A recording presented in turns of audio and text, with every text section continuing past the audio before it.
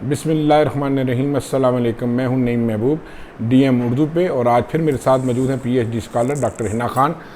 Doctor साहबा खुश आमदेद। Thank you sir. अच्छा डॉक्टर साहबा, आज हमने जो सब्जेक्ट रखा था वो था पॉलिटिकली जो कल हालात बने हैं मुल्क भर में, किसी भी जमात का नाम लिए बगैर, क्योंकि तमाम दुनिया देखती रही है जिस तरह का धरने की काल थी, फिर जिस तरह मुल्क भर में मोटरवेज़ बंद हुई, रास्ते बंद हुए, हुकूमत ने कंटेनर्स लगाए, जगह जगह पे रुकावटें खड़ी की, और जो इसी के मुकाबले में जो पीटीआई की जो क़यादत थी उन्होंने ऐलान किया कि वो हर सूरत में, हर हाल में डी चौक पे पहुंचेंगे। और फिर उन्होंने बारहा लीडर्स ने ये भी कहा कि हमारे कारकुन डी चौक पहुंचे, और सुप्रीम कोर्ट ऑफ पाकिस्तान ने कल उन्हीं की दरख्वास्त पे ना सिर्फ हुकूमत को ये हदायत की थी कि वो रुकावटें हटा दे, बल्कि ये भी कहा था कि उनको श्रीनगर हाईवे पे जलसे की इजाज़त भी दी जाए।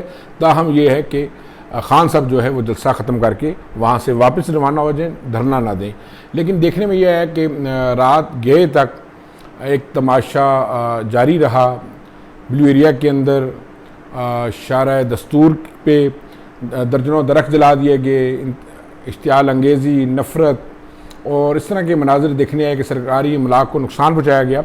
तो आप क्या देखती हैं कि ये हमारी सियासतदान या हमारी सियासी जमातें ये किस तरफ जा रही हैं? क्या ये मुल्क का भला कर रही हैं या मुल्क का कोई या मुल्क के ख़िलाफ़ कोई साजिश की जा रही है? अस्सलाम वालेकुम sir name, thank you very much for taking out your precious time to ask me. मेरी तो कोई, I am just a student of political international arena. मैं आपको एज पाकिस्तानी सबसे पहले आई वुड लाइक टू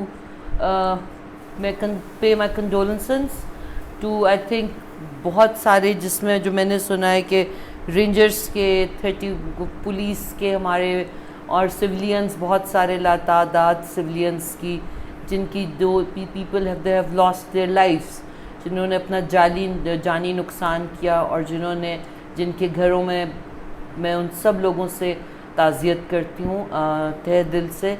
और बहुत ज़्यादा दुआ गो हूँ कि मज़ीद मेरे वतन में इस तरह की कोई शाम या कोई रात ना आए जहाँ लोग अपने वतन में ही बाहर की साजिशों को लेकर, अब बाहर के दुश्मन की ज़रूरत ही नहीं है, खुद ही घर में ही। हाँ, अगर हम खुद ही अपने घर को जलाएंगे तो बाहर दुश्मनों की हमें ज़रूरत नहीं है। जी सर, जहाँ ऐसी रात मेरे वतन में ना आए, क्योंकि इस वतन के लिए सर बड़ी कुर्बानियाँ दी हैं। जी बिल्कुल सही। हमारे बाओ-अजदाद ने भी दी हैं, हमारे बच्चे भी दे रहे हैं, हमारे फ़ौजी जवान।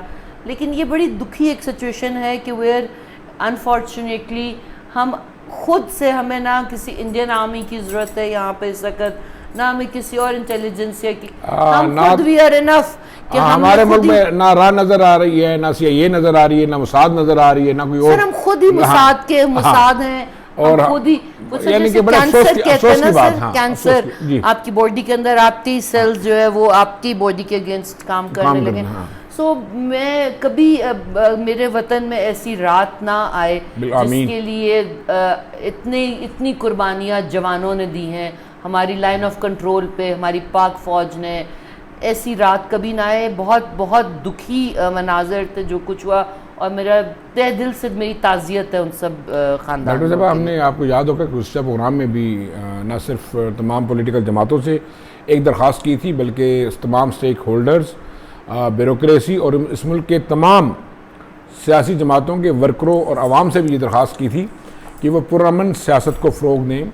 अगर पुरअमन सियासत अपने मंशूर के तहत आगे अपनी जमात को लेके बढ़े, ना कि नफ़रत अंगेज़ी या गिराव झलाव की सियासत को आगे लेकिन कल देखने में ये आया कि क्राउड इस कदर चार्ज था और कि वो मारने पे तैयार था। पूरी दुनिया ने देखा, सोशल मीडिया के ऊपर वो बिल्कुल वायरल हुआ और सब कुछ देखा। तो ये इंतहाई अफसोसनाक है। और आपने बड़ी खूबसूरत बात की कि ये वो जिस्म के अंदर जब कैंसर जन्म लेता है तो अपनी ही बॉडी के ख़िलाफ़ एंटी वो काम स्टार्ट करता है और तेज़ी से उस जान को ख़त्म करने पे तुल जाता है। तो बिल्कुल यकीनन ये आप तमाम जमातों से, मैं किसी एक जमात से ये नहीं कहूँगा, बल्कि तमाम सियासी जमातों का ये फ़र्ज़ बनता है कि वो इस मुल्क और कौम के लिए अपनी सियासी जमातों को, अपने मंशूर को आगे लेके बढ़ें, ना कि नफ़रत अंगेज़ी, इश्तियाल अंगेज़ी और जो है ना नफ़रत की सियासत को आगे बढ़ाया जाए। तो डॉक्टर साहब ये बताएं कि क्या आप ये नहीं समझती कि ये एक सोचे समझे मंसूबे के तहत मुल्क के दाखिली मामलात को कमज़ोर करने से हमें शदीद जो है मुश्किलात का सामना करना पड़ सकता है? ये तो from the day one I don't see it as an internal problem, I see is an external problem. ये एक प्रॉपर मैंने पहले भी बात की थी, ये एक प्रॉपर स्ट्रैटेजी और एक टेक्निक है।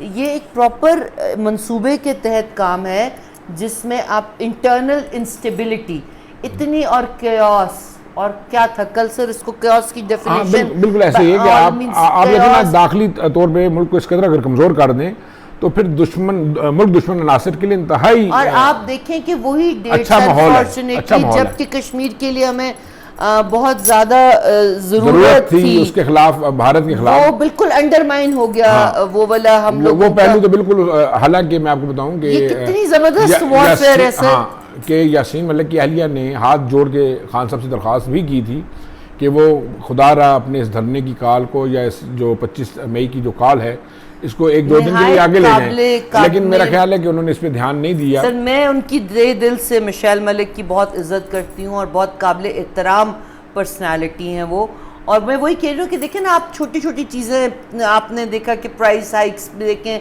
कितने आपके मुल्क को नुकसान हुए सर, आपके जो सरकारी इमलाक को नुकसान हुआ।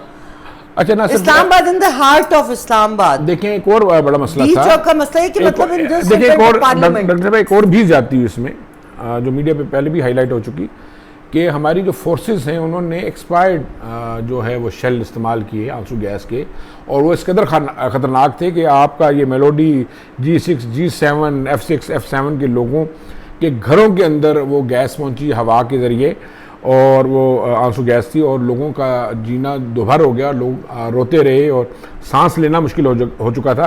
तो मेरा ख्याल ये कि हमारी हुकूमतों को, हमारे स्टेक होल्डर्स को और लॉ इन्फोर्समेंट एजेंसियों को भी ये चाहिए कि वो ठीक है अपनी ड्यूटी ज़रूर करें, लेकिन इन बातों का भी ख्याल रखें कि एक्सपायर जो है शेल माजी में भी इस्तेमाल हुए, और एक बार फिर मौजूदा हुकूमत जो पाकिस्तान मुस्लिम लीग नून की हुकूमत है और उनके ज़ेर साया जितनी भी लॉ इन्फोर्समेंट एजेंसी थी, उन्होंने 2017 के एक्सपायर्ड जो है वो शेल जो है इस्तेमाल किए, जो कि अफसोसनाक बात है सर। हर चीज़ ही इस पे पूरे एपिसोड में, और I don't wish that it repeats, एक हफ्ते बाद फिर यही एपिसोड हो, ये इस पूरे एपिसोड में मेरे नज़दीक सवाए अफसोस और दिल को कुड़ाने के अलावा एक भी पहलू पॉजिटिव नहीं था। अच्छा, क्या डॉक्टर साहब क्या आप समझती हैं कि खान साहब ने कुछ हासिल किया है, यानी इस धरने से? I don't want to comment on any political party because according to the constitution sir 15, 16 और 17 दो हमारा पार्ट है, it says that every citizen has the right to remain